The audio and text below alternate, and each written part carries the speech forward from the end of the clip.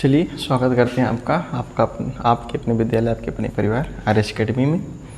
जैसा कि मैं हूँ राहुल और आप सब जानते होंगे। तो सबसे पहले आज दीपावली का दिन है, तो आप सभी को दीपावली की खूब सारी शुभकामनाएं और बधाइयाँ, या ऐसे कहीं ढेर सारी शुभकामनाएं और बधाई।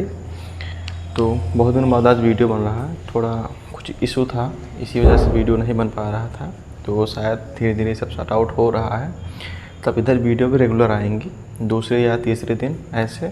और कोशिश है कक्षा 9 वालों का भी वीडियो बने, क्योंकि कक्षा 9 वाले बच्चे कहते हैं कि भैया आप वीडियो बनाएं, और आप जब बताते हैं क्लास में या कुछ बताते हैं पढ़ाते हैं तो मज़ा आता है।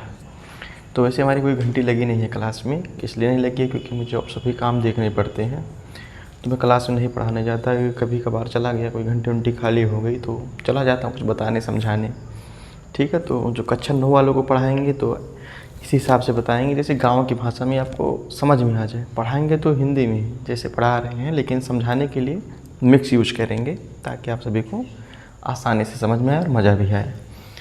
तो हम पढ़ रहे थे अभी तक कक्षा 10 का पहला चैप्टर लाइफ प्रोसेस, जिसके अंतर्गत हम पढ़ रहे थे रिस्पायरेशन, ठीक है, रिस्पायरेटरी सिस्टम या रिस्पायरेशन कहेंगे हम। तो कुछ हम आपको बता चुके थे कि श्वसन क्या है, कैसे होता है, और स्थलीय जो जीव होते हैं वो कैसे श्वसन करते हैं, और जो जलीय होते हैं वो कैसे श्वसन करते हैं, ठीक है। अब इसमें समझाने वाली बात क्या है, गांव में क्या होता है कि अगर किसी से कहते हैं श्वसन और सांस लेने में क्या अंतर है, कोई अंतर है कि नहीं अंतर है, तो जवाब आता है कि भैया दोनों एक ही हैं, इसमें कोई अंतर नहीं है, ना सांस लेने में अंतर है ना श्वसन में अंतर है, क्योंकि दोनों काम है, दोनों चीज़ एक है, दोनों काम कोई नहीं बता पाता, क्योंकि गांव के लोगों को पता नहीं होता है काम किसका क्या काम होता है, बस सीधे सीधे कह देते हैं सांस ली है और छोड़ी था ये श्वसन, और चाहे श्वसन का हो चाहे सांस लेना का हो, लेकिन ऐसा नहीं है, श्वसन और सांस लेने में अंतर होता है, ठीक है। तो अब हम आपको समझाते हैं कैसे, ठीक है। देखो यहाँ पर देखिए लिखे भी हैं क्या, रिस्पायरेशन और ब्रीदिंग, इसको कहेंगे, ठीक है, श्वसन हिंदी में, और इसको कहेंगे सांस, ठीक है, या श्वासोच्छ्वास भी कहते हैं, लेकिन इसको छोड़ो सीधे समझो सांस लेना, ठीक है।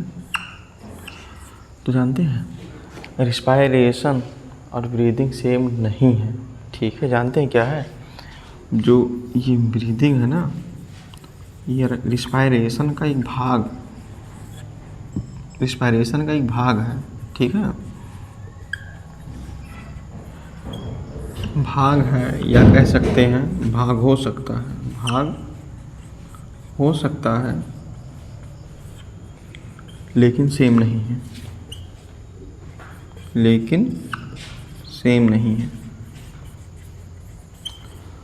अब कल से थोड़ा शाम के टाइम में पढ़ाएंगे, इस टाइम रात है तो लाइट जल रही है, तो इस पर क्या परछाई बन रही है, ठीक है। तो देखेंगे ब्रीदिंग रिस्पायरेशन का एक भाग हो सकता है लेकिन सेम नहीं है, ठीक। कैसे, ऐसे आप समझो किसी कार्य करने, जैसे मान लो आप कोई काम कर रहे हैं, ठीक, अकेले आपसे नहीं हो रहा है, तो आप उसी में किसी की मदद ले लें, ठीक, बस इतने समझ लीजिए।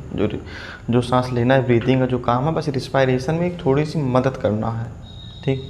ऐसे समझिए, नहीं समझ में आया, मान लो गेहूँ पिसाने ले जाना भाई, तुमसे अकेले उठ नहीं रहा है, ठीक, कि तुम किसी से बुलवा करके उसको उठवा कर बाइक पे या साइकिल पे रख लिए, लेकर चले गए, ठीक।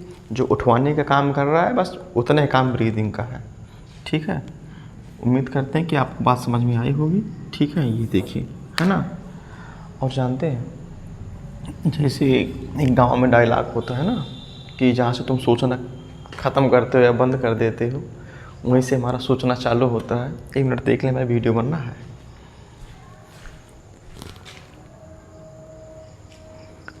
हाँ, वीडियो बन रहा है, कुछ दिन में देखने वाली समस्या ख़त्म हो जाएगी।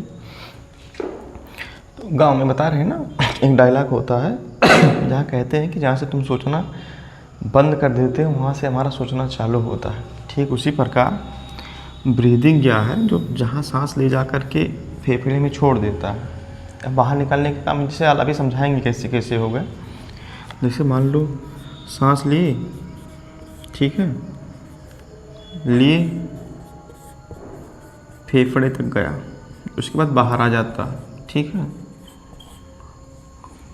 और इतने काम है ब्रीदिंग का। लेकिन इसके बाद फेफड़े में जाने के बाद जो मेन काम शुरू होता है ठीक है। वो काम किसका होता है? वो काम होता है रिस्पायरेशन का, ठीक है। क्योंकि हम आपको इसको आगे समझाएं तो जो ये होता है ना रिस्पायरेशन, ठीक है,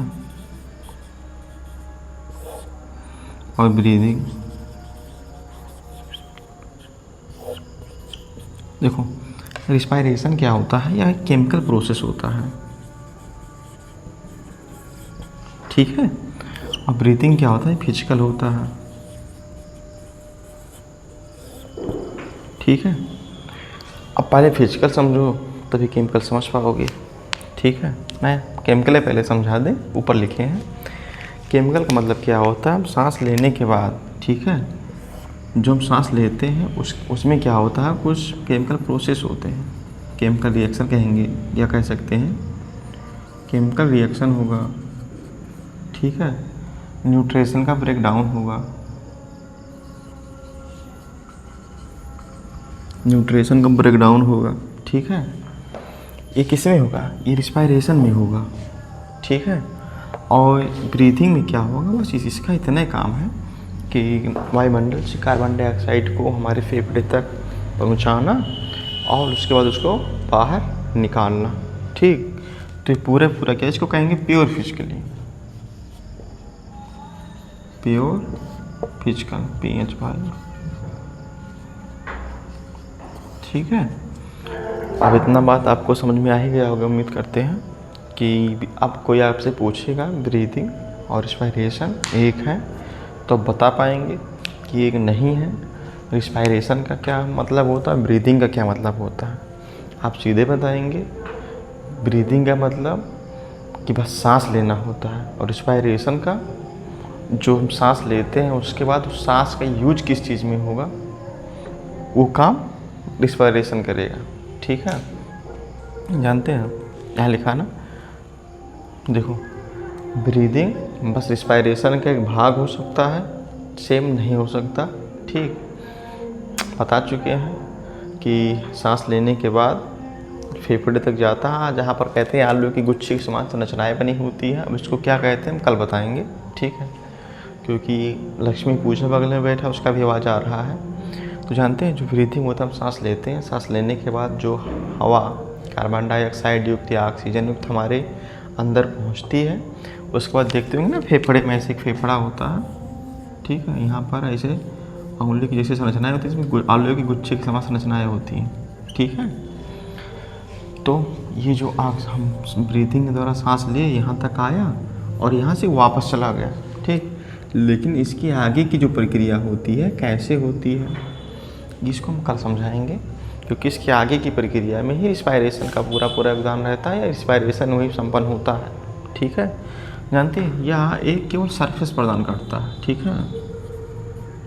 इसको सरफेस एक प्रदान करता है गैसों का एक्सचेंज होने में और क्रिया को संपन्न होने में। सरफेस मतलब एक स्थान कह सकते हैं, ठीक है। जैसे कोई खेल का मैदान होता है उसमें क्रिकेट खेलने जाते हैं, ठीक। जो आलू के समान गुच्छी की जैसी संरचनाएं होती हैं वह एक उसको सरफेस प्रदान करती हैं जहाँ पर गैसों का आदान प्रदान होता है। तो आज की बात यहीं ख़त्म करेंगे। अब वीडियो दूसरे दिन या तीसरे दिन आया करेगी, बराबर आएगी। तो वीडियो लेट होने की वजह से थोड़ा हम आपसे माफ़ी मांगते हैं, और ये चैनल को सब्सक्राइब ज़रूर कर लें। बहुत बहुत धन्यवाद।